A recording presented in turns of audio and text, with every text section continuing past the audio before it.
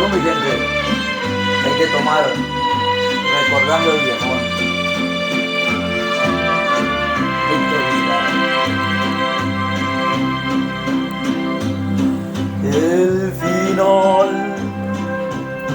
se acerca ya, lo esperaré serenamente.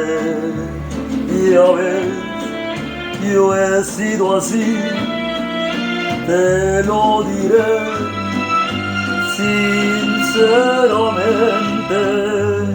Viví en la inmensidad sin conocer jamás fronteras.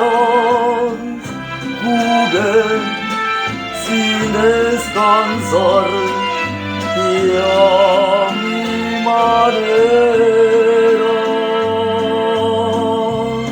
Jamás viví un amor que para mí fuera importante.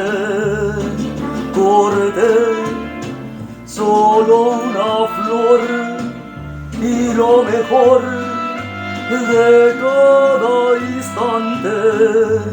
Viajé y disfruté, no sé si más que otro cualquiera. Si bien todo eso fue a mi manera, tal vez lloré o tal vez reí, tal vez gané o tal vez perdí. Ahora sé que fui feliz, que si lloré también amé.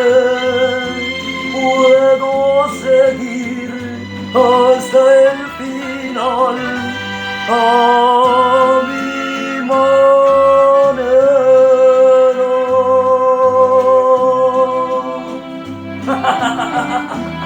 Claro que sí, siempre puro para adelante, pues, chingada madre.